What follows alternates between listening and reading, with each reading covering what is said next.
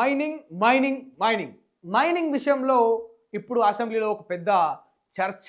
ఆ చర్చ కాస్త రచ్చగా మారిన విషయం అందరికీ తెలిసింది. మైనింగ్ విషయంలో ఏ తప్పు చేయకపోతే భయం ఎందుకని ప్రతిపక్షం, చేసే ప్రతి ఆరోపణ నిజం కాదని అధికార పక్షం.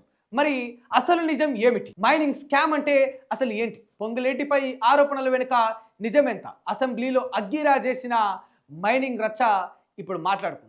భూమి కింద బంగారం ఉంటే దాన్ని పైకి తీయడం సమస్య కాదు, ఎవరు తీస్తున్నారు, ఎలా తీస్తున్నారు, మైనింగ్ తవ్వకాలకు వారికి ఉన్న అనుమతులు ఏంటి, ఇసుక తవ్వకాల నుండి అసెంబ్లీ దాకా వచ్చిన ఈ చర్చ ఇప్పుడు రచ్చలేపుతోంది. ఈ మొత్తం వ్యవహారంలో వినిపిస్తున్న ఒకే ఒక్క పేరు పొంగులేటి శ్రీనివాసరెడ్డి. సాధారణంగా మైనింగ్ అంటే భూమిలో ఉన్న ఇసుక, రాయి, ఖనిజాలు తవ్వడం. కానీ ఇది ఎవరు పడితే వారు వెళ్ళి తవ్వే పని కాదు. ప్రభుత్వం అనుమతి ఇవ్వాలి, లైసెన్స్ ఉండాలి, ఎంత తవ్వాలి అనేది కూడా ఒక లిమిట్ కూడా ఉండాలి. ఇక్కడే సమస్య మొదలైంది. అసలు పాయింట్ ఏంటంటే అనుమతించిన దానికంటే ఎక్కువగా తవ్వడం, లైసెన్స్ ఉన్న చోట కాకుండా వేరే చోట తవ్వడం, రికార్డుల్లో ఒకలా గ్రౌండ్ మీద ఇంకోలా పనిచేయడం. ఇవి జరిగితే దాన్నే అక్రమ మైనింగ్ అంటారు. ఇంకా సీరియస్ ఆరోపణ ఏంటంటే ఈ మైనింగ్ కాంట్రాక్టులు లావాదేవీల్లో పెద్ద మొత్తంలో మనీ గేమ్ జరిగిందనే వాదన. అంటే రావాల్సిన వారికి డబ్బు రాకుండా వేరే వారికి వెళ్ళిందని, ప్రభుత్వానికి రావాల్సిన ఆదాయం తగ్గి ప్రైవేటు చేతుల్లోకి వెళ్ళిందా అనే డౌట్. ఇదే మైనింగ్ స్కామ్గా ప్రచారం అవుతుంది. ఒక్కసారిగా అసెంబ్లీ దీంతో ఉడిక్కిపోయింది. హరీష్ రావు స్పీచ్ అందరినీ అవక్కయ్యేలా చేసింది. ఏం తప్పు చేయలేదంటే హౌస్ కమిటీ వేయండి, స్పెషల్ ఎంక్వైరీ పెట్టండి అంటూ డైరెక్ట్ ఛాలెంజ్ విసిరాడు. ఇది సాధారణ డిమాండ్ కాదు, మా దగ్గర డౌట్స్ ఉన్నాయి, వాటిని పబ్లిక్గా క్లియర్ చేయండి అని హరీష్ రావు మాట్లాడాడు. ఇక్కడే అసలు గేమ్ స్టార్ట్ అయింది. ఆరోపణలు ఒకవైపు, వాటిని కొట్టిపారేస్తూ ప్రభుత్వం ఇంకోవైపు.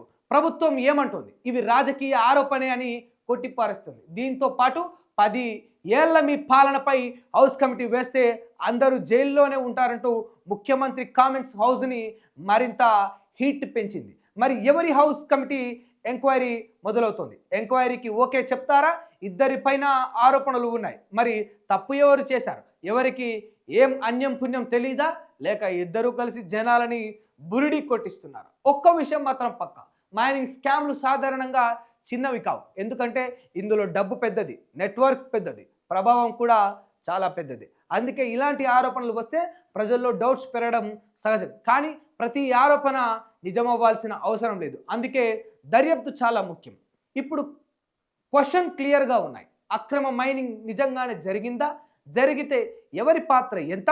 లేక ఇది పూర్తిగా రాజకీయ ఆరోపణలేనా? మరి హౌస్ కమిటీ వేస్తారా? ఎంక్వైరీ జరుగుతుందా? కానీ ఒక్క విషయం మాత్రం ఖాయం, భూమి కింద ఉన్న ఖనిజాల కంటే ఇప్పుడు పైకి వస్తున్న ఆరోపణలే తెలంగాణ రాజకీయాలను ఎక్కువగా కదిలిస్తున్నాయి. మరి దీనికి ఫుల్ స్టాప్ పెడతారా లేదా అనేది వెయిట్ అండ్ వాచ్.